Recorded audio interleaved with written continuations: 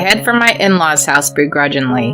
This is because I have to go see the person I least want to see in this world. It's my mother-in-law of all people.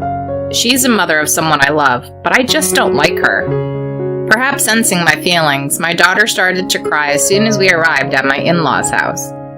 The more I tried to get her to stop crying, the louder her voice got, as if she could sense my impatience. In that moment, "I know why the baby's crying," my nephew, my brother-in-law's son, suddenly said. "Do you know why the baby's crying?" When my brother-in-law casually asked, my nephew confidently answered, "Yes, you see." The answer to my nephew's question that no one expected would later change my fate. My name is Willow. I am 29 years old. My husband Ken and I have been married for 2 years now, and we get along every day. Since the beginning, we were more like best friends than lovers. I feel comfortable and happy enough with Ken.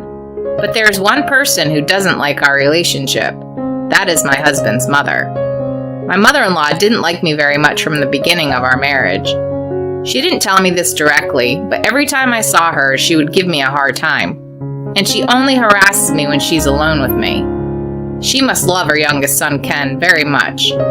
Whenever I visit my mother-in-law's house and try to have a conversation with my husband in front of my mother-in-law, she gives me a cold stare.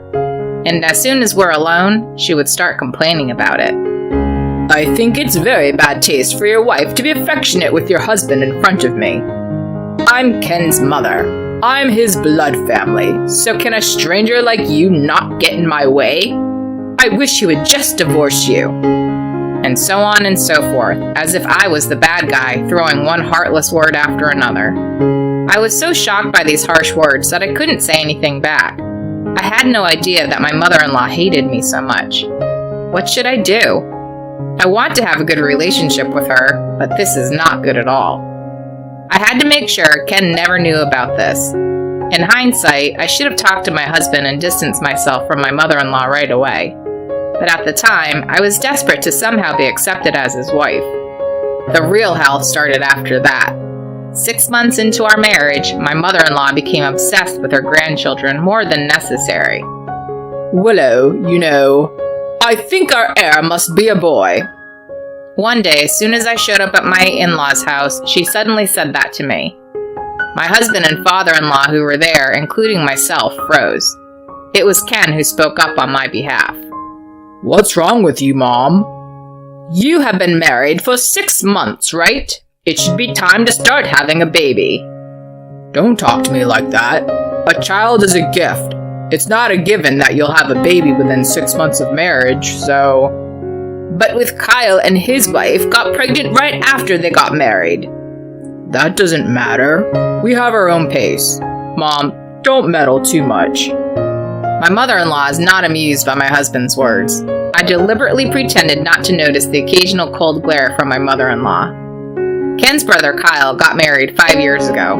Shortly after that, his wife became pregnant and gave birth to a boy. My nephew, Billy, will be 4 years old soon. Billy loves to be around me and my husband, and I feel his growth every time I see him. And that's not all. Between you and me, Billy's words have saved my life many times. I think it all started when he was 2.5 years old, when he started to talk. When I was about to leave my in-laws' house, Billy said to me, "You know, Auntie, you should take a different road when you go home." "Billy, what's wrong? The usual way is no good?" "It has to be a different road." Okay, I'll take a different road today." "Yeah, use a different road." My husband had been drinking at my in-laws' house, so I couldn't ask him to drive, so I had to drive home. As I started to drive, Billy's words came back to me, so I drove home on a different road. The next day, the news reported that there had been a major accident on the original road I was supposed to take yesterday. When I saw it, I dropped the mug I was holding onto the floor without thinking. When I explained my conversation with Billy to my husband, who came running to me, he said it was just a coincidence. After that, Billy often made comments that bothered me. He never displays any of his abilities in front of my husband or mother-in-law. Does he have magical powers? One day, I approached my brother-in-law Kyle about this. "Excuse me, Kyle, I'd like to talk to you about Billy." I didn't miss the moment when my brother-in-law's face scrunched up for a moment. He must have sensed something. He pulled my arm and moved from the living room to the hallway. Then he said in a quiet voice so that others could not hear, "What's this about, Billy?" Well, maybe it's just a coincidence, but Billy saved my life a couple times. Billy saved you? Yes, I've been saved from accidents and a few other times. I was wondering if maybe Billy has some kind of special power. I see. So, you too? What do you mean? He usually only uses that power in front of me and my wife, but I guess he used it in front of you too. Apparently, Billy had shown that power to my brother-in-law and his wife several times. According to my brother-in-law, he never made such comments to anyone outside of the family, so he didn't care much about it. However, if this ability was revealed to the public, it would eventually become a big problem. In order to avoid such a situation, my brother-in-law and his wife were desperately trying to hide Billy's power. I was curious as to why Billy was using his power on me too. It's been almost a year since I found out about Billy's powers. I found out that I was pregnant a while ago, but I had been suffering from morning sickness and had not been able to visit my in-laws very often. I heard that my brother-in-law and his wife were coming back to visit them when we did. I was eager to see them, but at the same time, I was somewhat relieved that I wouldn't have to see my mother-in-law. In the last trimester of my pregnancy, morning sickness finally settled down. But on the other hand, my belly was getting bigger, so my daily life started to be a little bit difficult. I'm on maternity leave from work, but I have a lot of things to prepare for. You never know when your child will be born. And when I went on maternity leave, my mother-in-law called me every day. "Hello, Willow? Are you taking the supplements I sent you?" "Well, I'm taking folic acid supplements that I originally bought myself." "That's not good enough. Take the ones I sent you. That's the expensive one I recommended on the mail order site." "Even if you say that..." "Listen here. You're a failed wife who couldn't conceive a boy, so at least give me a satisfactory child." Yes, the baby in my belly was a girl. To be frank, I don't care what sex it is. As long as the baby is born healthy, that's all that matters to me. But my mother-in-law wants to have it her way, right down to the gender. It was mentally demanding just to be put under such pressure. When I told her that my baby was a girl, she was in an overly bad mood. After that, my mother-in-law's harassment escalated, and she told me to take the supplements she had prepared for me. She also started sending me books on preparing for a second child. I hadn't even finished giving birth to my first child yet. She also called me every day and repeatedly called me with heartless abuse, telling me that I was a worthless wife, that she should never have allowed us to get married, and that I should divorce her son after the baby was born. I was exhausted from the pregnancy, and my mother-in-law's words were coming back to haunt me, both physically and mentally. However, I could not tell my husband this fact. I didn't want to worry him, of course. But more than that, I was afraid of retaliation from my mother-in-law. I managed to give birth to a healthy baby girl despite my daily battles with anxiety. In fact, she was so lovely that I did not care about my mother-in-law's words when I gave birth to her. On this day, 1 month later, my husband was driving me to my in-laws' house. There was only one reason: to show them my daughter. My brother-in-law and his wife and Billy would also be there today. I was afraid of what my mother-in-law would say, but I was looking forward to see my father-in-law and my brother-in-law's family for the first time in a while, more than anything else. But when we arrived at my in-laws' house, I found it difficult to walk to the garage. I wondered what my mother-in-law would say to me again. If it was just me, it's fine, but if she hurt my daughter too as she grew up, I couldn't stop thinking about that. However, what had come to pass had been done. I head for my in-laws' house begrudgingly. Fortunately, it was my brother-in-law, not my mother-in-law, who greeted us. My brother-in-law and his family had also arrived about 30 minutes earlier, and my in-laws were playing with Billy in the living room. When my mother-in-law saw me, she glared at my daughter. Then, as if sensing something, my daughter started to break down. I don't know what happened. I had given her milk in the car earlier, and she had been sleeping when I arrived. My husband wondered what was wrong, but my father-in-law tried to reassure us by saying, "It's just that she's in a different place than usual." I tried my best to soothe her, but she just wouldn't stop crying. My mother-in-law sighed loudly and looked at me in annoyance. And as she walked by me, she mumbled, "This is why girls are no good." At that moment, I felt a surge of anger that I had never felt before. No matter how much I loved her son, I just couldn't forgive her for this comment. What the hell was wrong with her? Why does it matter what sex she is?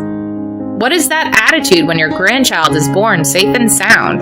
Enough already. I'll never show my face here again. I just need to endure this for one day, I thought, trying desperately to suppress my resentment. Then, "I know why the baby's crying." Billy, who had been happily playing with his toys, suddenly said something like that. I immediately looked at my brother-in-law and exchanged eye contact. I thought to myself, maybe he's activating his power. My brother-in-law casually asked, "Do you know why the baby's crying?" Billy confidently opened his mouth. "She's crying because she feels sorry for Auntie." My husband was the first to react to his words. "Billy, what do you mean? Is that what the baby is saying?" "Yep, the baby is telling Grandma to stop bullying her mom." At the mention of the word bullying, everyone in the room turned to look at my mother-in-law, and then my mother-in-law started shaking, and then said in a muffled voice, "What's wrong with this child? So weird." Billy continued without caring about the situation. "Grandma has been being mean to Auntie for a long time, and that baby had known it from the time she was in her belly, and that she had always hated it."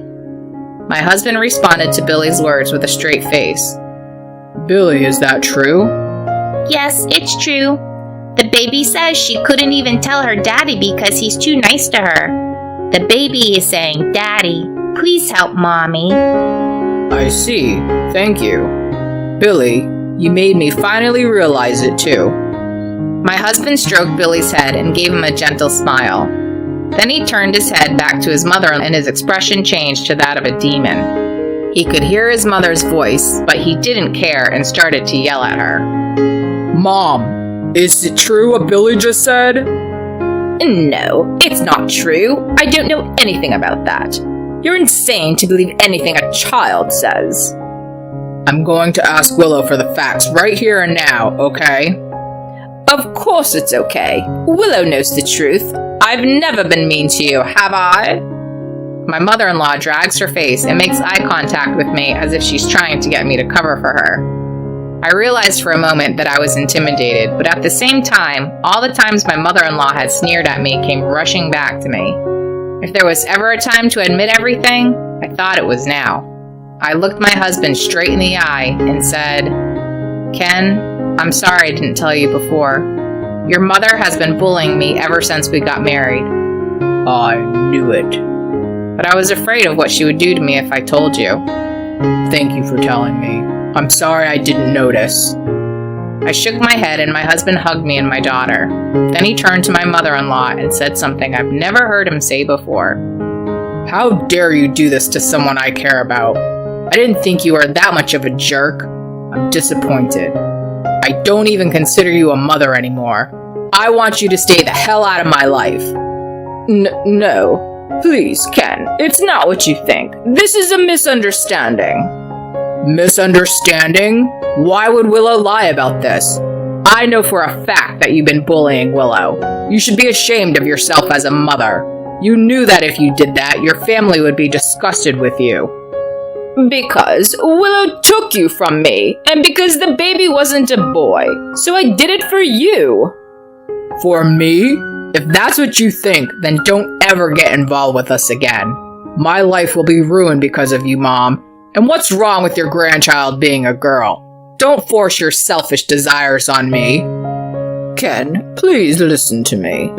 I don't want Willow to feel any worse. If it's between you and Willow, I'll take Willow over you any day. I'm not going to continue a family with a piece of shit like you. I'm cutting you out of my life forever." "Ken, no, don't say that. Don't say that." My mother-in-law sobbed and clung to my husband's feet. He looked at her with disdain. After that, my husband declared that he would cut ties with his mother, just as he had said. In response, my father-in-law and brother-in-law also announced that they would sever ties with my mother-in-law. My father-in-law forced my mother-in-law to divorce him and kicked her out of the family home. My mother-in-law had no money and nowhere to go, so she had no choice but to go back to her parents' house.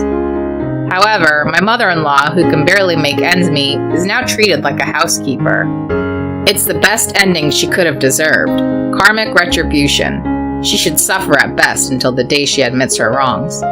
We, on the other hand, still visit my father-in-law and brother-in-law and their families. Billy's magical powers seem to be diminishing by the day, and these days he almost never speaks of them. They say that babies and animals can see what adults can't see, but it may not be true. Even if what Billy has said so far is just a coincidence, it is true that his words have saved my life. I am now living a happy life thanks to Billy without a doubt.